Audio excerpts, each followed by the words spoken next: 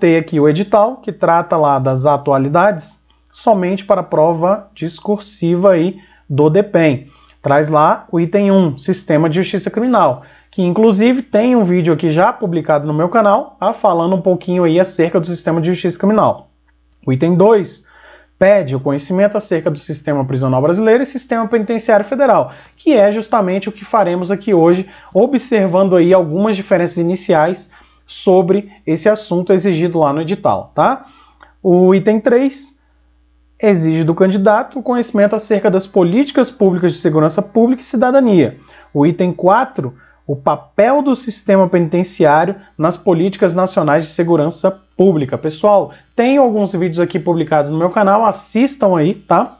É só uma pequena amostra do que é realizado lá na minha mentoria, beleza? A mentoria, como falei para vocês, são 6 horas, aproximadamente 6 horas de conteúdo somente sobre os assuntos exigidos no edital para a prova discursiva do DEPEN, tá? Então é muito interessante essa mentoria, beleza?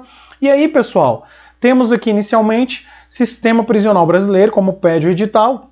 Dividimos aqui o Sistema Prisional Brasileiro e o Sistema Penitenciário Federal. Quando a gente fala em Sistema Prisional Brasileiro, nós estamos falando aí do Sistema Penitenciário da União, dos Estados e do Distrito Federal, beleza? Só que, claro, há diversas diferenças entre o Sistema Penitenciário da União em relação ao Sistema Penitenciário dos Estados e do Distrito Federal, beleza? E aí, a começar pela legislação, nós temos a Lei de Execução Penal, Lei número 7.210 de 1984, que regulamenta o sistema penitenciário dos Estados e do Distrito Federal. Claro que essa lei de execução penal, também menciona lá o Departamento Penitenciário Nacional, tá? Mas nós veremos que o sistema penitenciário federal ele é regulamentado por decreto, por legislação própria, Decreto Federal número 6049 de 2007, que trata lá da regulamentação das atividades desempenhadas no Sistema Penitenciário Federal, bem como a Lei 11.671 de 2008, que trata da transferência e inclusão de presos no Sistema Penitenciário Federal, ou seja, presos que saem dos estabelecimentos dos estados da Federação e do Distrito Federal e passam a cumprir pena privativa de liberdade em presídios federais de segurança máxima, tá certo? Tem que ser observado esses detalhes iniciais acerca da legislação entre o sistema penitenciário dos estados do DF e o sistema penitenciário federal, beleza? E aí, pessoal, nós temos o Decreto Federal 6049, como falei para vocês, do ano de 2007, que visa regulamentar o funcionamento dos estabelecimentos penais federais. Trata lá do Sistema Penitenciário Federal, beleza? E lá em seu artigo 3º, pulando aqui o 1º e o 2º, falaremos do artigo 3º, porque a nível de prova é o mais importante aqui inicialmente. Os estabelecimentos penais federais têm por finalidade promover a execução administrativa das medidas restritivas de liberdade dos presos, provisórios ou condenados. Olha aqui, pessoal, informação super importante contida aqui já no artigo 3º do Decreto Federal 6049. Presos, provisórios ou condenados, cuja inclusão se justifique no interesse da segurança pública ou do próprio preso. Então já podemos perceber que presos, provisórios ou condenados podem passar a cumprir pena em presídio federal de segurança máxima. É o que diz o texto do artigo 3º do Decreto 6049 de 2007, que regulamenta o sistema penitenciário federal, regulamenta o funcionamento dos estabelecimentos penais federais de segurança máxima. Beleza? Na tela aí. Temos agora a Lei Federal 11.671 de 2008, que trata da inclusão e transferência de presos para os estabelecimentos penais federais de segurança máxima, como falei para vocês, tá? Aqui, pessoal, já um detalhe muito importante também em relação a essa lei, que fala em estabelecimentos penais federais de segurança máxima. Todos os estabelecimentos penais do DEPEN, ou seja, do Sistema Penitenciário Federal, Sistema Penitenciário da União, são considerados de segurança máxima. Novamente, todos os presídios federais são considerados presídios de segurança máxima, beleza?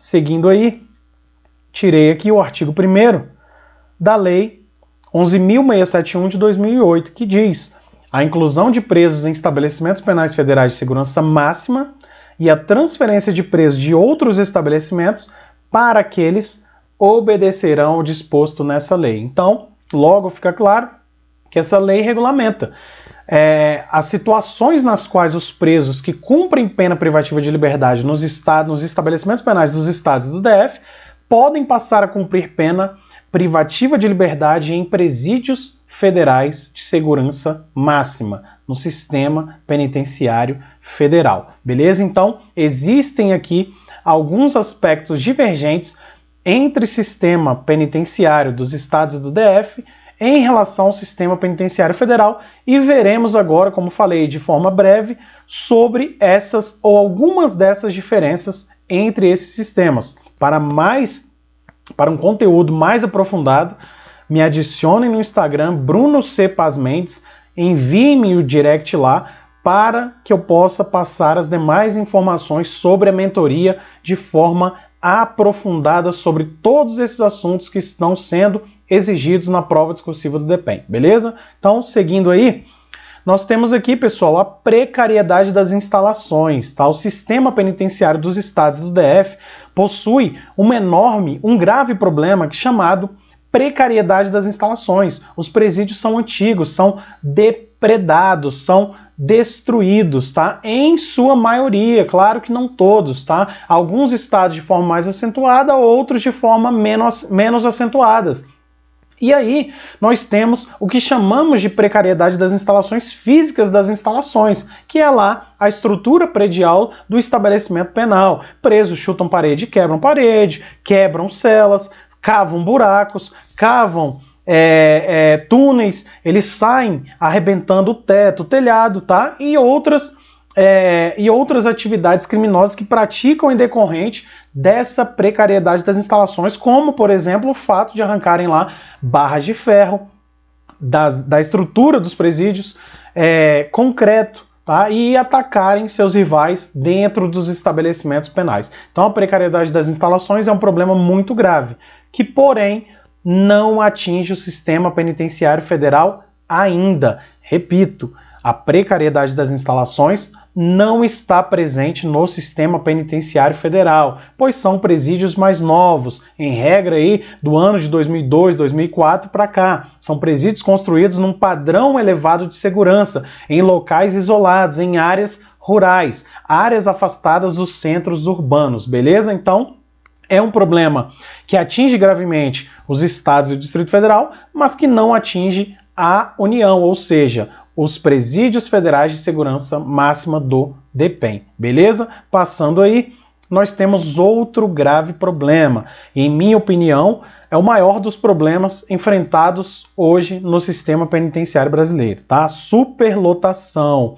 Pessoal, da superlotação desencadeiam todos os demais problemas, como a falta de água, a falta de alimentação, a falta de ventilação, tá? E tudo isso está envolvido com a superlotação de presos, que também não atinge o sistema penitenciário federal. Olha só que interessante, já vimos dois graves problemas que atingem bastante o sistema penitenciário dos estados do DF, mas que não atingem o sistema penitenciário federal. A superlotação é, como falei, em minha opinião, o problema mais grave hoje do sistema penitenciário, porque da superlotação decorrem os demais problemas que a gente vê aí no sistema penitenciário, que inclusive resultou também na criação de organizações criminosas ou facções, como são conhecidas no interior dos estabelecimentos penais, essas organizações criminosas que atuam dentro e fora dos estabelecimentos penais no Brasil, beleza? E que hoje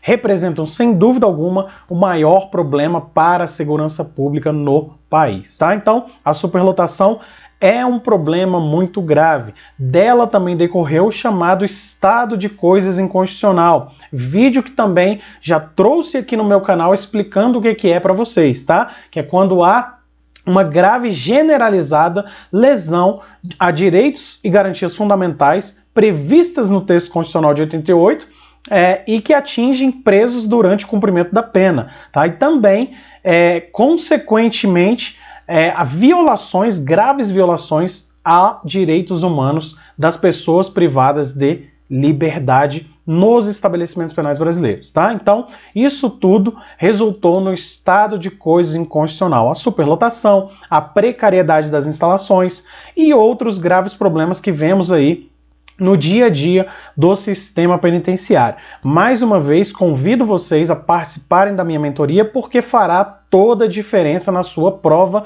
discursiva. Lá veremos aproximadamente 6 horas de conteúdos em tempo real via Google Meet, da mesma forma como vocês estão vendo essa aula aqui, beleza? Então,